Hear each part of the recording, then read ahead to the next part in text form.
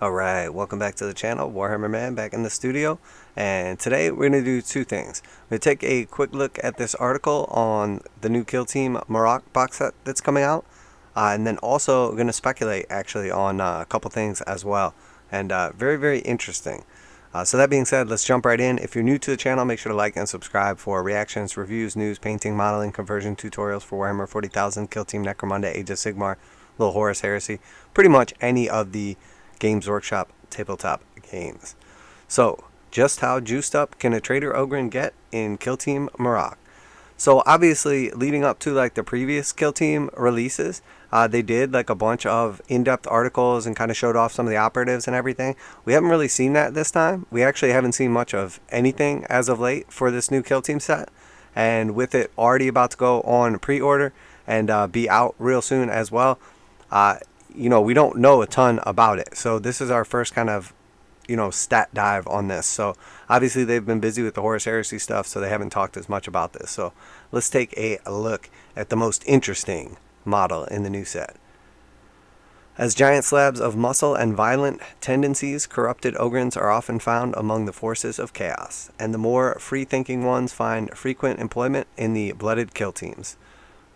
With Kill Team Moroch coming to pre-order this weekend, we're taking a look at our favorite big lug to see how much damage we can make one do. So here in this picture, we see the big boy battling off with some space marines. The blooded kill team has plenty of close range killers at its disposal, but the Traitor Ogryn is the undisputed king of smash.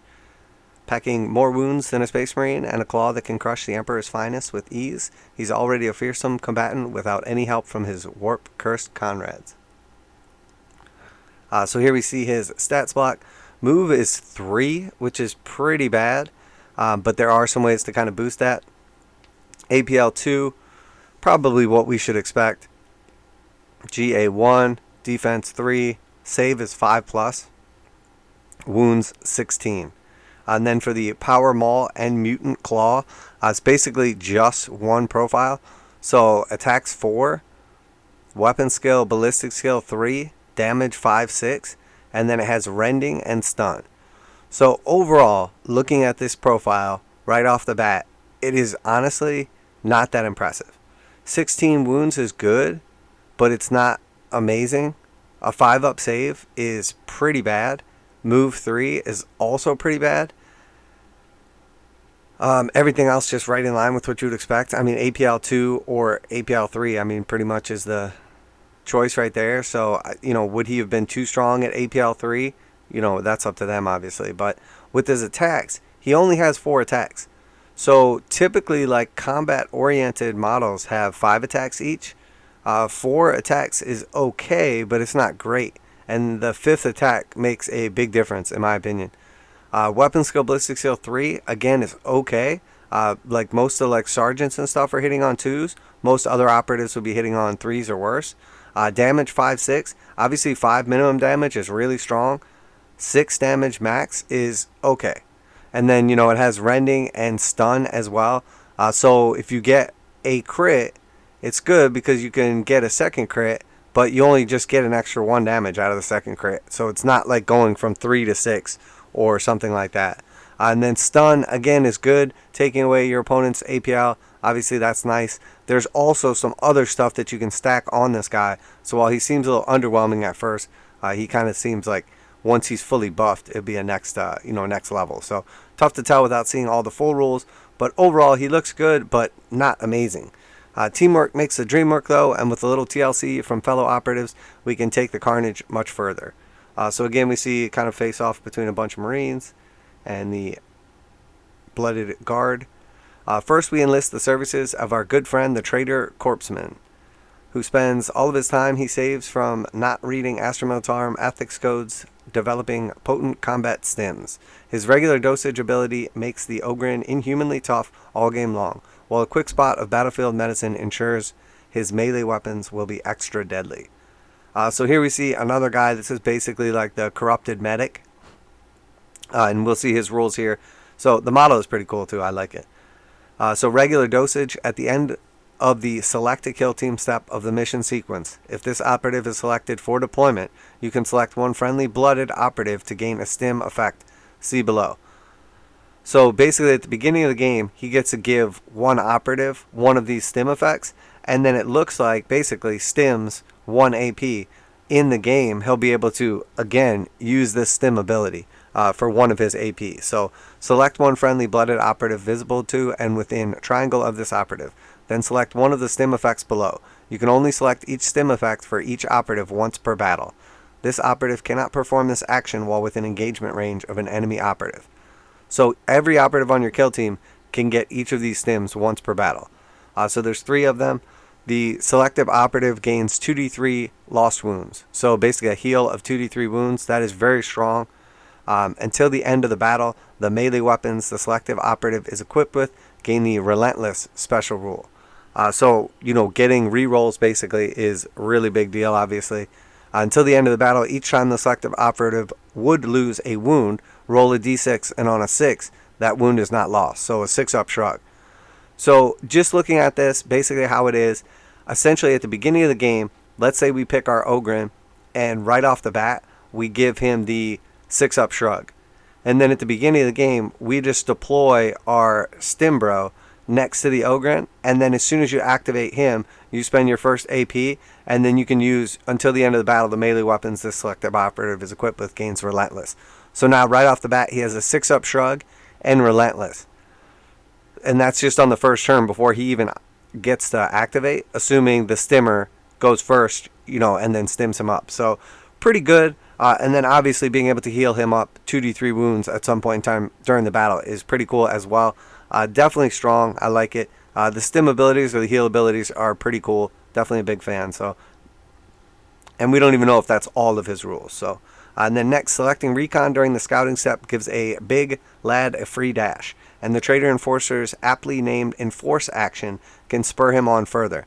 So we know that the Enforcer is going to have an Enforce action that has something to do with movement. We don't know what it is. Hard to speculate or anything. Maybe he gets like a dash attack or something like that. Add in the Traitor Commsman's signal action for an extra AP to spend on more dashes, and the Ogryn becomes a muscle-powered rocket ship. So again, they talk about another guy, the Commsman's signal action, which again, for an extra AP to spend on more dashes. So we know what the Commsmans do typically. They basically pick another model and then give them +1 APL.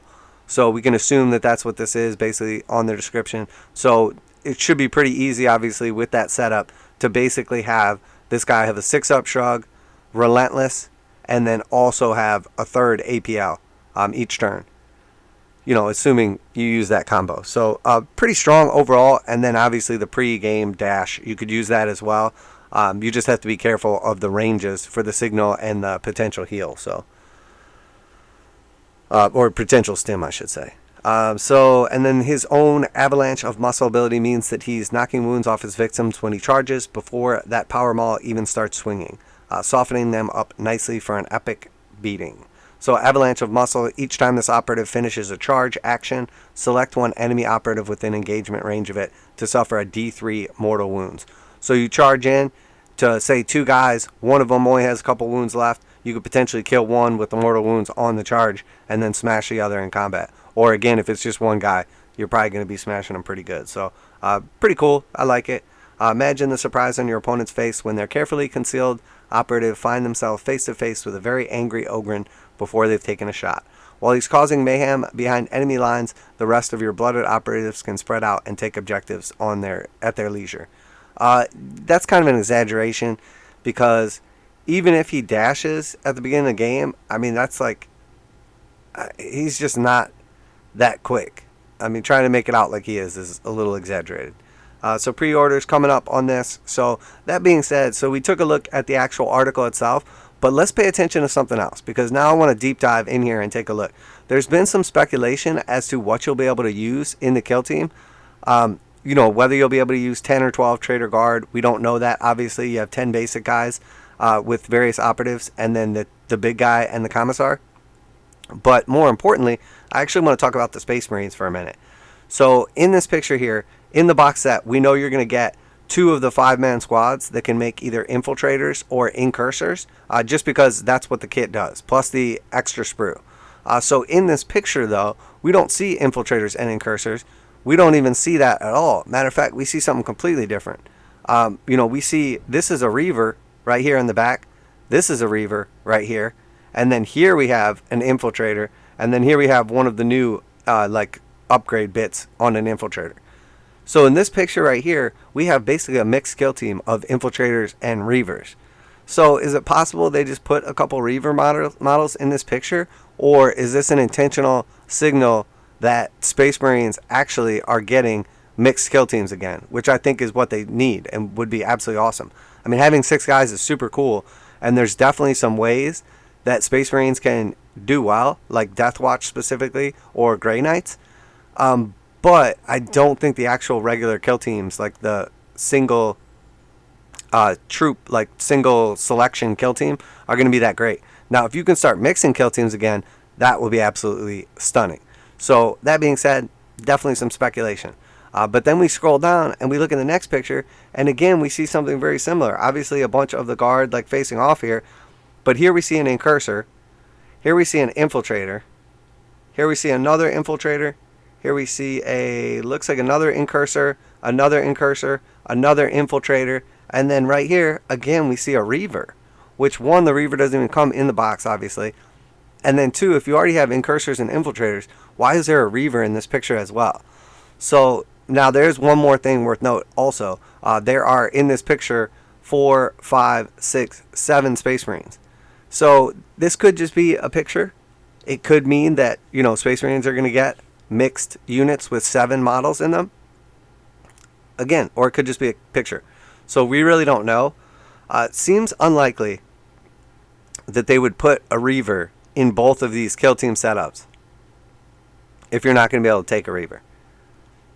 But also, with the numbers, we've seen many times they'll show off a full kill team on the table in the pictures, but then you don't get to use that whole kill team. But why didn't they just put 10 guys, or however many guys, 7 guys from the box set in this picture? Why did they put a guy that doesn't even come in the box in this set in a kill team picture? So again, maybe it's just a generic picture that they're using. Maybe somebody flubbed it and put one of the wrong models in there. Who knows what the situation is? We can only speculate.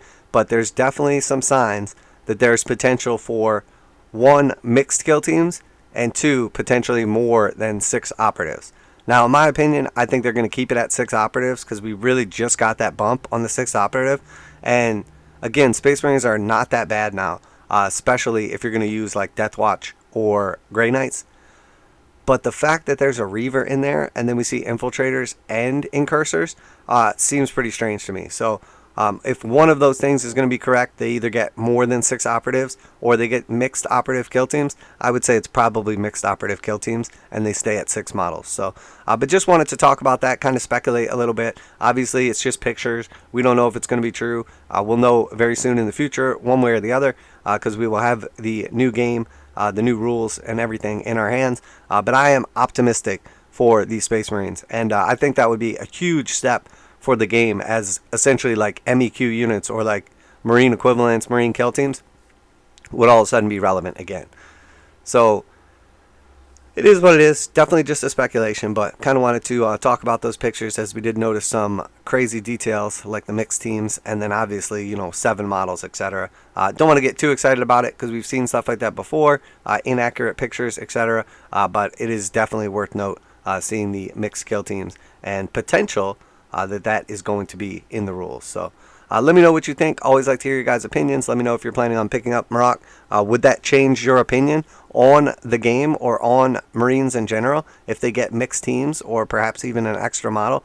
Always like to hear back from you guys, especially the regular kill team players. So that's it for today. Make sure to let me know what you think down below. Always like to hear your opinions, feedback, comments. Always help out the channel if you like and subscribe as well. If you are new to the channel, make sure to like and subscribe for Warhammer 40,000, Kill Team Necromunda, Age of Sigmar, and warcry content as well. Pretty much anything to do with Games Workshop, tabletop games, from reactions, reviews, news, painting, modeling, conversion, tutorials. That's it for today, Warhammer Man Studios. I'm Warhammer Man, and I'm out of here.